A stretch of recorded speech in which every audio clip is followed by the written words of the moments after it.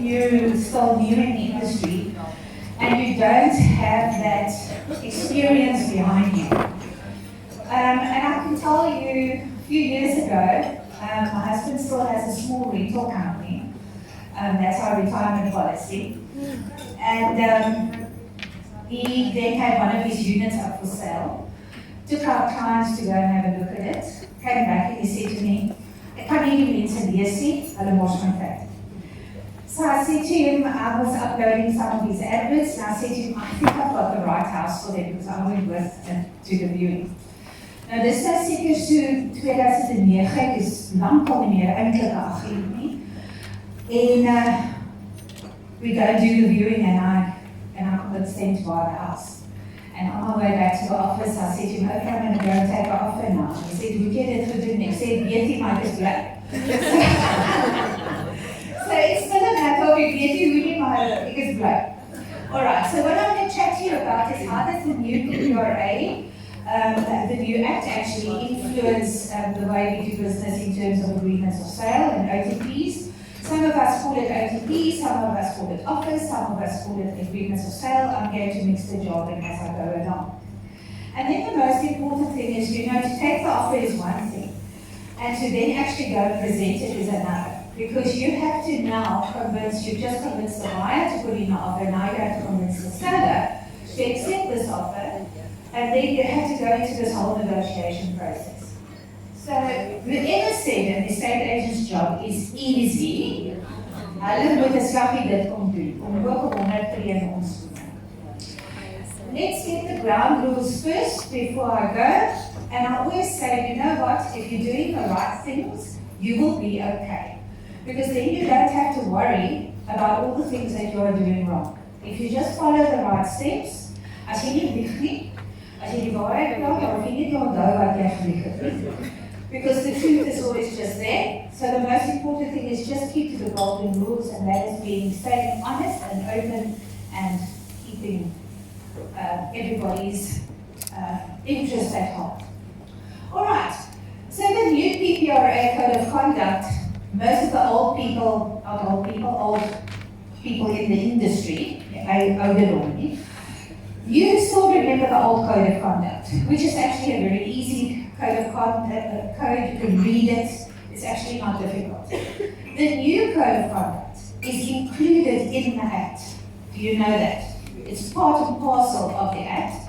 So a lot of people say, do I still have to enforce the code? Yes, you do, because it's now part of the Act. You have to enforce it. The board did us a favor, they did a summary, what they thought was a summary, but they didn't, they just did an extraction out of the code, and I'm not going to go through the whole thing with you. Julle is nou klaar, magies vol ookies toe, so you're not allowed to sleep on me, and I don't want to make you asleep either. But the most important thing is your duty not to make misrepresentations or false statements or to use harmful marketing techniques. Oops, are you okay? All right. Inform the seller or a purchaser, or a prospective seller or purchaser, that you have obtained an offer.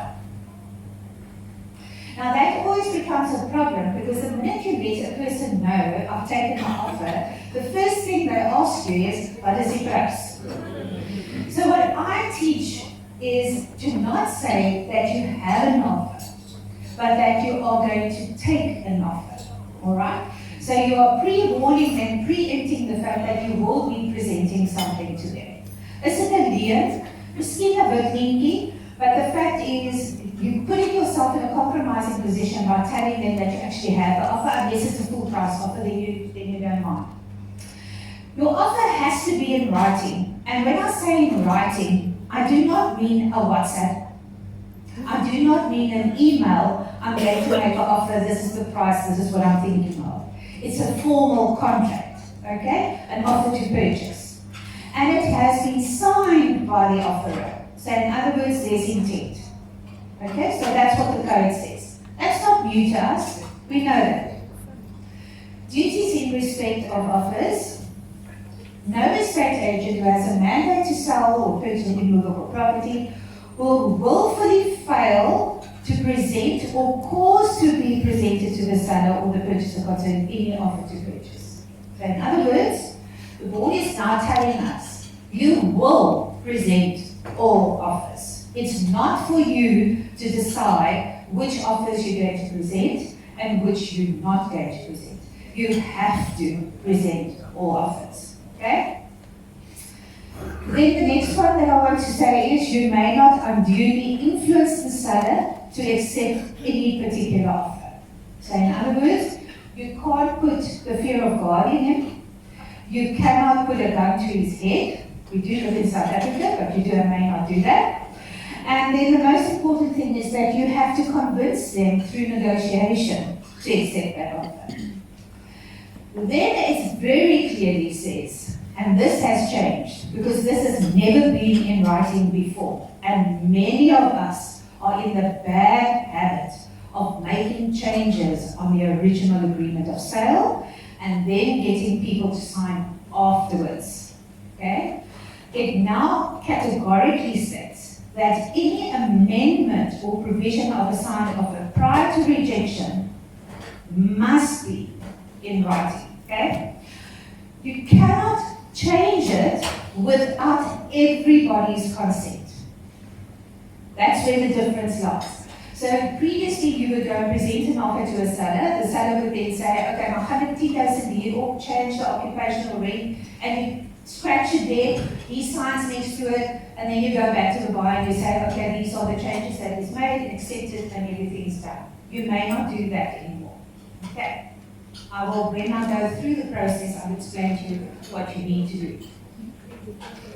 Then it says that you have to explain all to every party, both buyer and seller, all the terms and conditions of the agreement of sale. Now, you know, with emails, it's become very easy to say to people, attach please find the offer to purchase for your perusal, kindly go through it, if acceptable to you, sign. What they are now saying is, you have to explain every clause.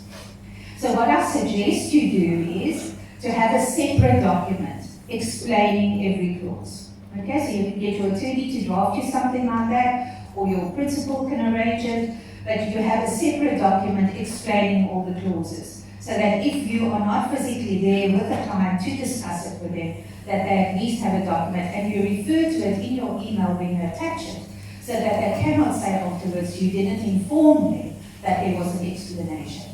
Okay? And then previously, we would bring the offers back to the office. After everybody has signed, the secretary will go do her thing, and eventually a copy of the agreement will be posted to the client or emailed to the client. They must, without undue delay, receive a copy. So in other words, me would have veered me, undue delay is like the next day. Alright, so the interpretation is vague, but undue delay means there shouldn't be reasons why you don't give them a copy. Alright.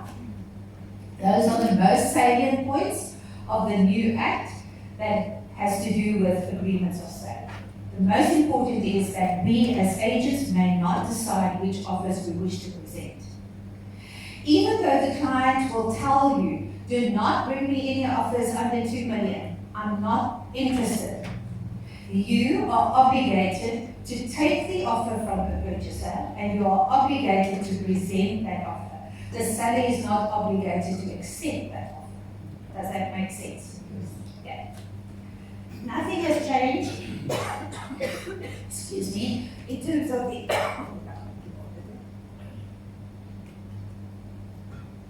nothing has changed in terms of the Alienation of Land Act of 1981. Which says that all agreements of sale must be in writing, because it shows that the buyer has the intent to contract, and only once all parties have signed, both buyer and seller, does a contract exist. So there's no contract before that actually happens. Now let's talk about the PPRA and candidate intern estate agents. Now this is very important. It is in the Act. So therefore, it's not a separate document, it's not a separate regulation, it is part and parcel of the Act. So if you do this, contravening it, you have contravened the act and you are actually schuldig of a demeanour. A candidate property practitioner may not draft or complete any document or clause in a document relating, and I've just highlighted the most important stuff, be relating to the sale of a lease or property. Okay? So what happens is, may you as an agent go out as an intern, go out and take a mandate? No. The code says it has to be under the active supervision of a mentor or a full status estate agent. You cannot be on your own. Alright? Can you do an agreement of sale? No, you may not. Now I know the practicalities, 30 years in the industry. You can't always have somebody with you. Doesn't make it right. No. The Act says very clearly there must be somebody with you. So that's why with the new Act, they are bringing it in that the internship period is going to be much shorter, because we have to get people to full status so that they can operate on their own and not be nannied all the way along. All right. Then a person who contravenes this is not entitled to any payment, remuneration, consideration, or damages in respect of or by reason of any document contemplated above. So in other words, if an intern takes a mandate, all right, and they go and they market the property, they do the agreement of sale, and then somebody informs that seller that, listen, was there a principal with them at the time of doing all this stuff? No, they were always on their own. The seller has the right to cancel. He has the right to withdraw because, with no penalties, because you were not entitled to do it. Now, I had a very interesting one the other day, where one of my commercial agents, his main company's head office is in Joburg, all right? They have a satellite office here in Cape Town. He took an offer on a commercial property. The seller is in Durban. He emailed the offer to purchase to the seller, and he said to him, here's the offer to peruse or whatever, let me know. Seller came back to him and said, thanks, I'm away for the weekend, I'll come back to you on Monday. Monday the agent phones him and says, okay, are you ready? Are you going to sign? Are there any clauses I need to explain to you? What's going on? He says, I was away for the weekend and there was an agent with me. And the agent asked me, I must ask you if you're a full status agent or an intern. And he said, I'm an intern. And he said, well, that full status agent told me that your principal should have been with you when you took the offer. Was he there? No. He said, and why didn't your principal explain the contract to me? He said, I don't know. He's sitting in Joburg and I sent the stuff to you in the meantime or whatever. And he says, well, this agent, local here, has contacted your buyer and has brought me a bona fide offer on the agreement of sale with your buyer's details, and I'm accepting that offer. So now he phones me. What now? I said to him, in the first place, you're not full status, you are a candidate. He says, yes, you don't know I am. I said, yeah, you haven't done anything full, completed it either, so you must submit your stuff. Besides that, I said to him, you've got trouble. You don't actually have, you're not entitled to the commission. And he said to me, how? And I explained to him. And he said to me, I'm not going to leave it. I said, that's fine. He went to a junior advocate. And the junior advocate said to him, listen, I'm very sorry to say, but in terms of the Act and in terms of the old regulations for interns, double whammy, you're not entitled to come. He has stolen your buyer. Yes, you were effective cause in the sense that you introduced the client, that you put them in a position to negotiate the claim, but all in all, you contravened the Act. And because you contravened the Act, you are not entitled to commission. And we all know that this industry is dog eats dog. Kijk, hulle is ons soos 007's. Hulle hardloop ons die hele tyd rond. They should actually just go and do their own job, and now now they're watching you to see what you're doing, and then they go and report everything. And do you know that one did this and that one did that, or whatever? The most important thing is that a seller can withdraw. The seller does not have to pay you. So interns, please don't compromise yourself. Companies, principals, do not jeopardize yourself. Make sure that you have somebody there. All right. Sorry, can I interrupt?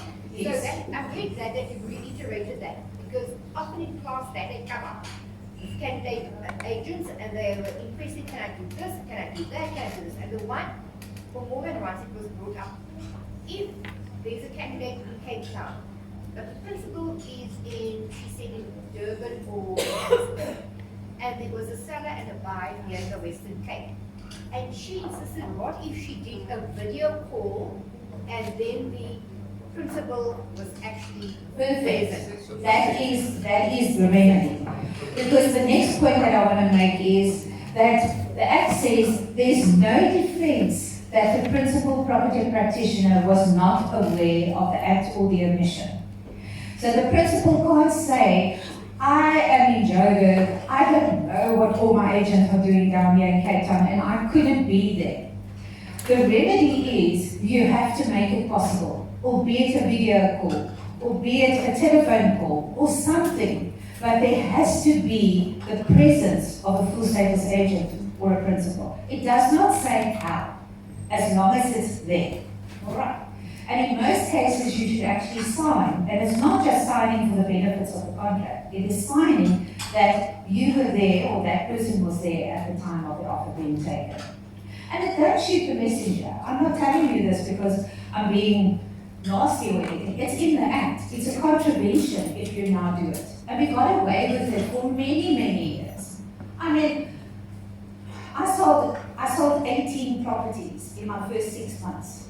And I can tell you, my principal at the time was with one of them. The rest I did on my own. I know you're doing well, you go on and do it on your own. And I did it on my own. But the lawyers are there to fix it. So whatever's wrong in the contract, the lawyers fix it at the end of the day, because they want to also make it work. Okay. But the fact is, it's now part and parcel of the new Act. Right. Why must you take offers? You have to take offers because you have to create an opportunity for negotiation. All right? And why you also need to take offers is to establish effective cause. Now, effective cause is introducing a willing and able buyer. Okay? The sale was bound to go through. All right? And you put the client in a position to negotiate a sale. That is the important bit of effective cause. I remember on a Saturday when Miss World and Miss South Africa and these things, we didn't have replays, there was no DSTV, you had of your program to take, or you missed it, all right? And I love my pageants. So there was a pageant this Saturday afternoon, a client phoned me, asked to go and look at Red Plum Avenue, number 6, I'll never forget it, it's ingrained in my brain. And I said to them, oh, the seller's gone away for the weekend, I can take you tomorrow afternoon. Tomorrow afternoon, when I phoned her to say, can we go and look at the property now, she said, oh, I saw through your colleague at Maynard Bugoyen and I bought it. So needless to say, never in my life again would I not put myself in a position to negotiate a sale. So in other words, let me explain effective cause a little bit further to you.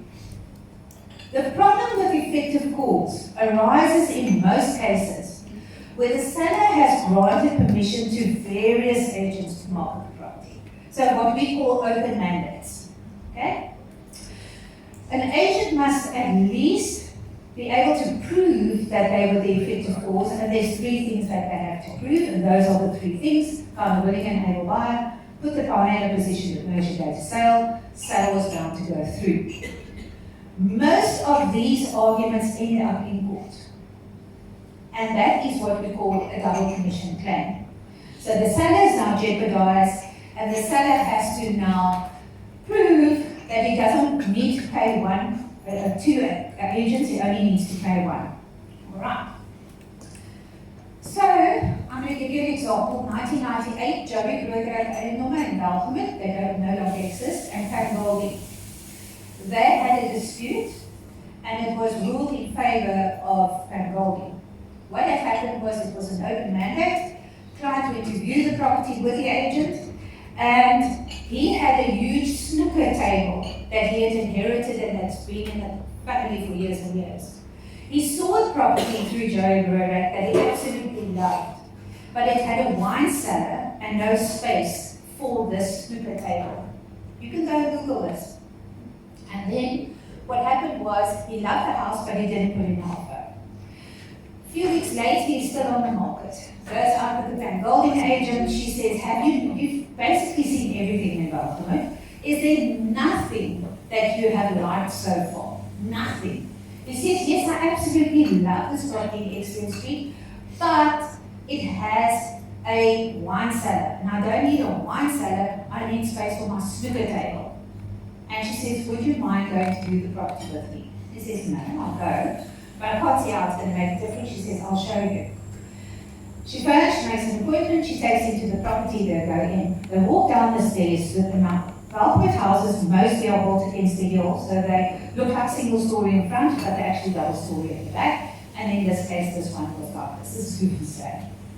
So what happened was, I went down the stairs into the wine cellar. She knocked on the wall and she said, can you hear? It's drywall partitioning. So it's one big open space that has drywall partitioning. So if you take out the drywall partitioning, there's space for your snooker table and you can make it a games room. He said, but where's the window, where's the door, how am I going to get it in? She says, just like they do with pools, you will then use iSiKolo and you will then load this thing over the wall at the back. You're going to not open a door here. You're going to make a sliding door where you can bring in the snooker table. You're going to have a lovely outside area with all the view of Cape Town. And he said to her, why didn't anybody tell me about this before? And she said, I don't know, but would you like to put in an offer? He says, of course. You've met all my objections, you've overcome all my objections, I'm giving you an offer. Joey Brodak, of course, hears about it. And they say, we want our com, we introduce the client. Now in those days, if it was under 100,000, you go to a magistrate's court, and the magistrate will decide what's the dispute and what the amount is going to be. And the commission was under 100,000. We're talking in the late 90s. So anyway, he asked, the first thing he asked both agents was, who found the willing and able buyer? They both said, me. Okay? Then he says, was the sale bound to go through? Yes, because by the time it got to the magistrate's court, it had registered at the deeds office already, so the sale had gone through.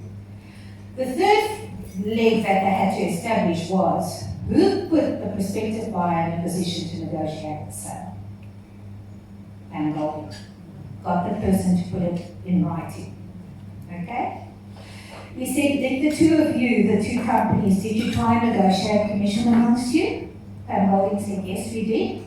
The minute Joey Brodak got angry, we said to them, we'll pay you a 20% referral fee, but we'll take 80%. We don't have to give it to you, but we'll do it out of goodwill to save the client a double commission claim.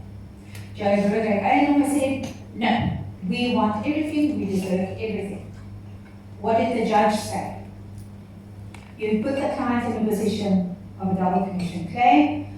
You, Joey Brodak, did not put the client in a position to negotiate a sale. You did not take an offer.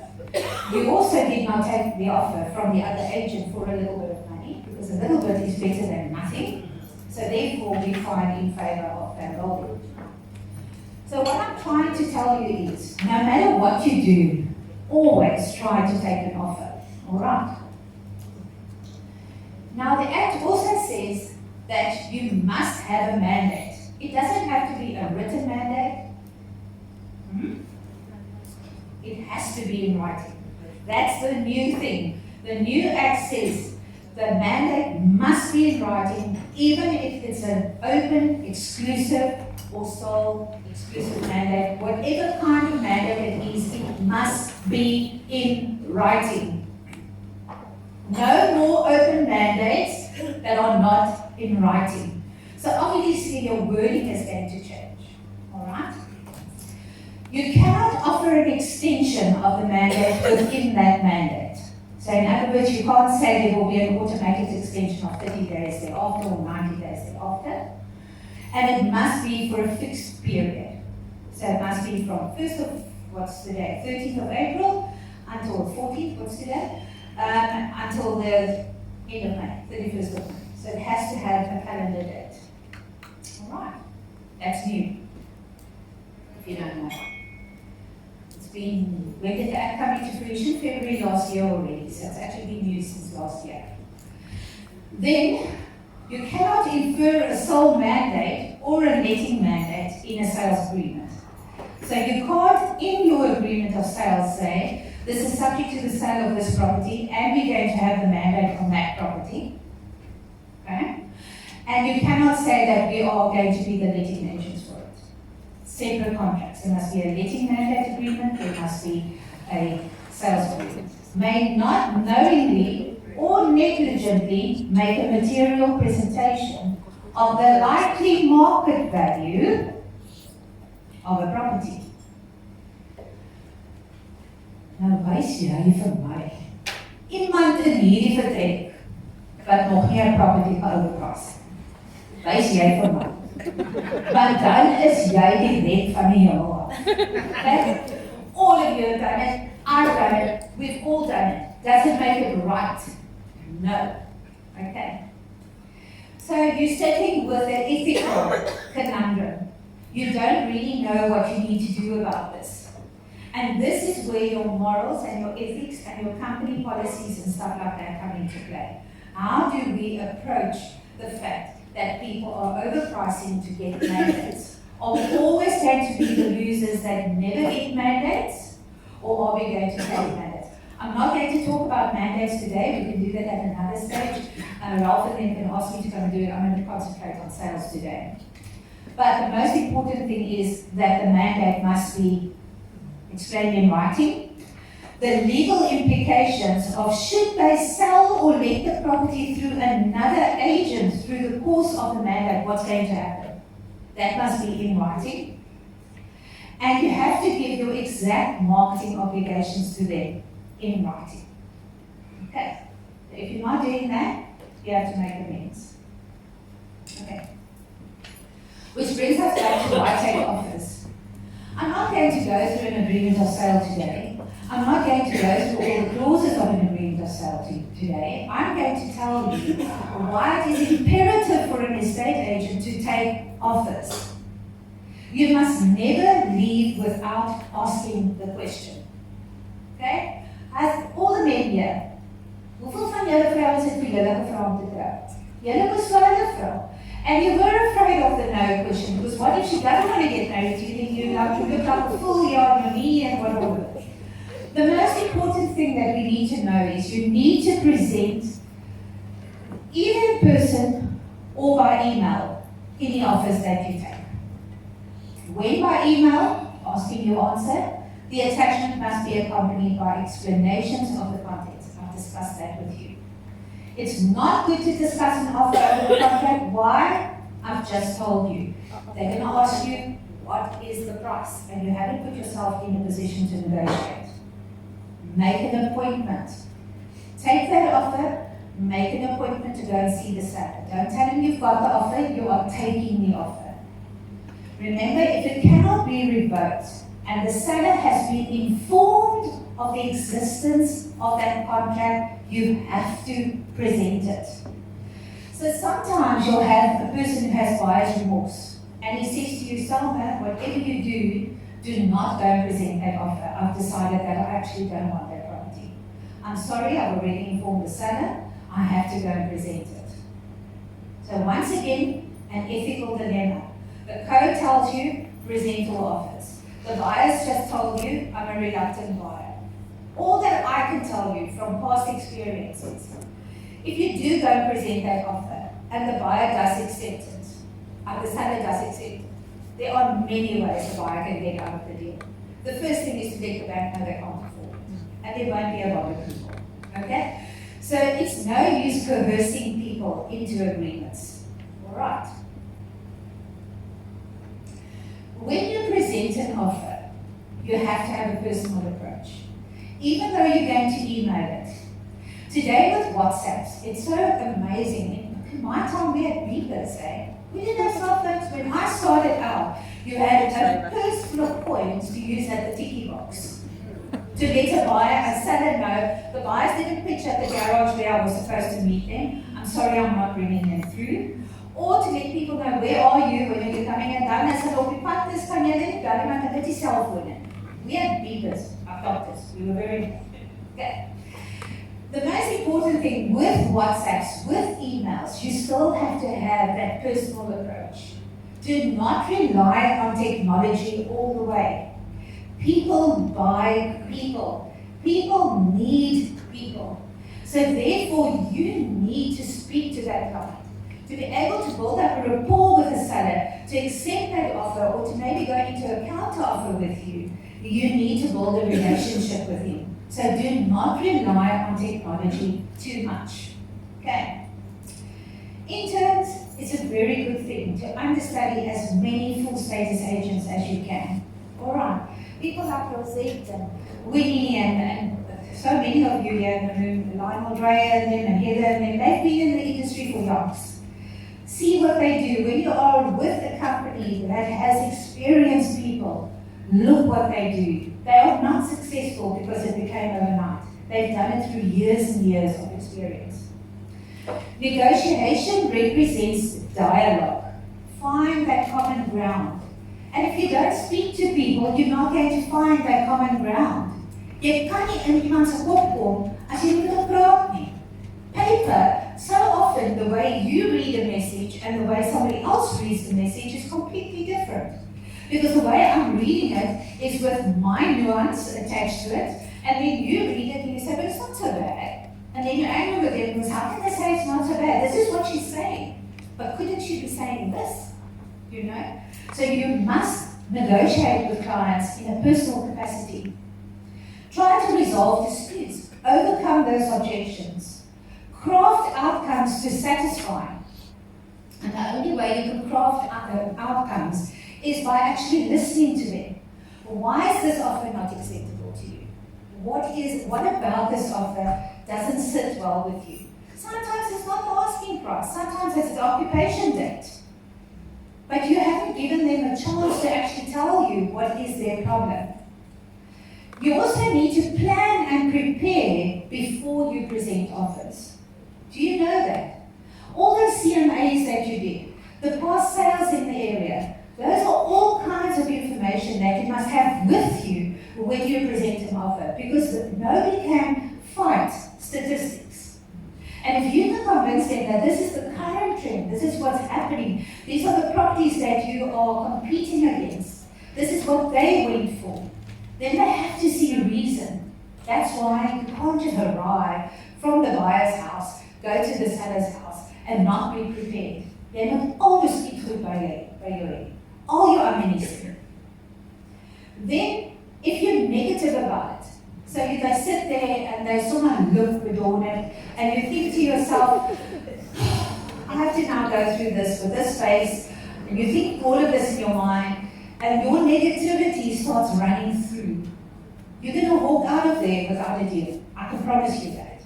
You are in control of the position and you have to maintain control. Okay? And your negativity must not shine through. You have to remain positive. Alright? People ask me, now what if they don't accept the offer? In 1998, the interest rates were 24%, 23.98, 95, whatever. I'm a 21%. That was the year I bought my Rawson franchise. I was a single mom of 2 youngsters, primary school kids, and I thought to myself, Salma, is jou koppie lekker? That in this interest rate, you go and buy a franchise. Okay? And I can tell you, it was one of my most successful years. But one thing that Bill Rawson taught me was, when things are going wrong, you have to find solutions. So the interest rates were high, affordability was low, market confidence was low, but people still needed to find accommodation. Okay? So he told us, give your staff 100 Rand for every offer not accepted. Now you must remember, in 1998, you could buy a very nice property for 200,000 Rand. So 100 Rand could take you to the movies and popcorn and whatever for your whole family. So 100 Rand was a lot. And I thought to myself, what do you want me to do? And he said, all offers not accepted attract the 100 Rand. All offers not accepted attract the 100 Rand. Huh? I'll go back and I say to my staff, do you need 100 Rand? Yes, of course we do. I said, okay, fine. Every offer not accepted, the seller doesn't accept it, but you bring me the offer from the buyer, I will give you 100 Rand cash. And they looked at me like I was mad. But what happened? Reverse psychology. They went out, and for the first time, every no meant 100 Rand. So they didn't mind taking a no.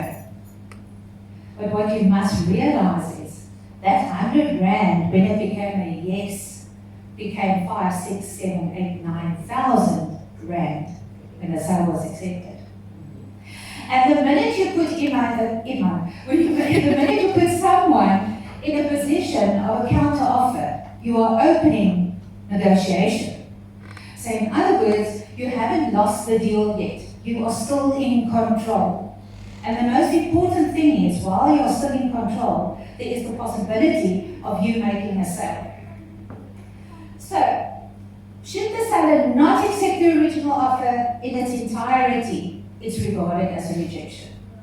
Remember, in its entirety. He says, no, I'm sorry, this is not acceptable. I'm not even going to accept any amendments. I don't want it. Go. So then you say to him, okay, fine, and now the Act tells you that you have to do this in writing on a separate contract. That's new. Separate contract. So now you always have a few extra contracts with you. You say to the seller, give me your offer. Give me your offer. Why mustn't you write on the original offer? Because the minute you change the original offer without signatures, you have nullified that contract. So you have to do your counter offer on a new contract with everything that the seller wants. Now you go back to the buyer. The buyer can't not believe you that you have presented his offer, because here you're coming back with a counter offer. And the seller, then you start talking and you start overcoming the seller's objections. And you will realize that there's very little to change. But now you go back to your buyer, you're taking that offer and you say, you know what? If you sign this, you've got the house, because the seller has already accepted. Okay.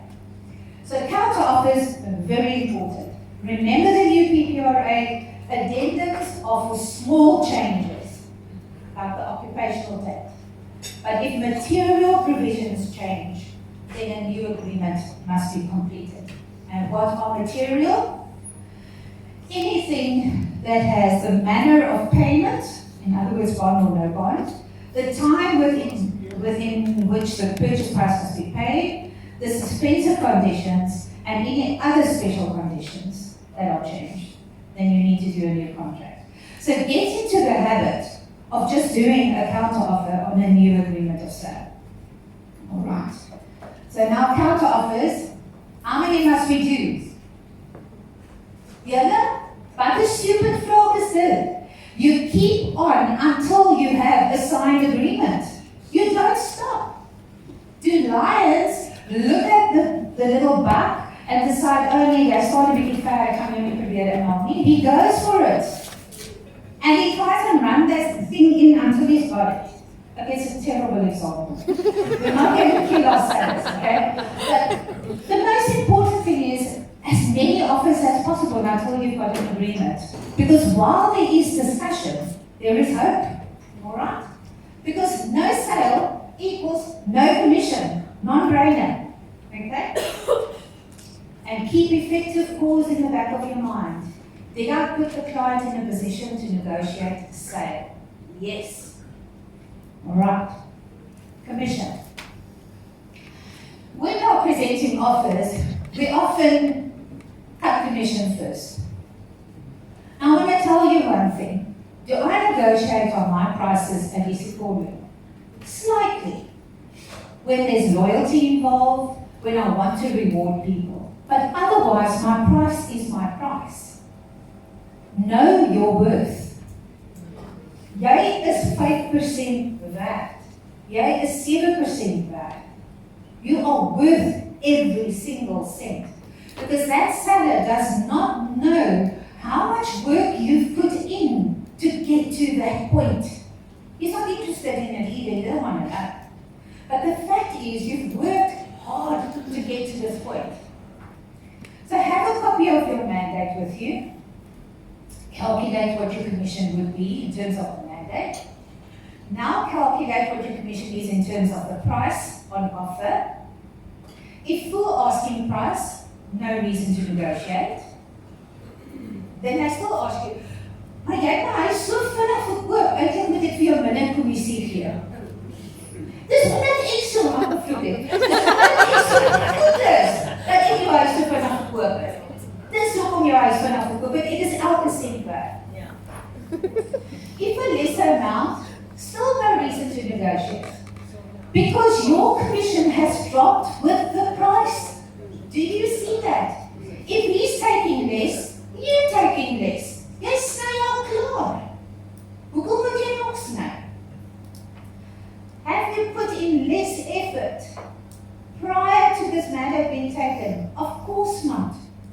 Prior to this offer being taken, did you put in less effort? Of course not. So why do you want to negotiate? Nee, your price is your price. Commission, 2 arguments. 5% on 3 million would have been 150,000. 5% on 2.8, 140,000. He sold for 7% less, you taking 10,000 rand less commission. So both of you have less in your pocket. One of my best negotiating tips is to bring them back to the bond repayment. Tell them, what is your current bond repayment? If you wait another 6 months for a better price, your bond repayment is 10,000 at the moment. So you're going to pay another 60,000 to ABSA over the next 6 months. Then I'm going to bring you an offer which is less. Okay? So now if you've been waiting for that property to sell, you've been throwing money into a bottomless pit. There's no way you're going to recoup it. So sometimes your best offer is the one at hand.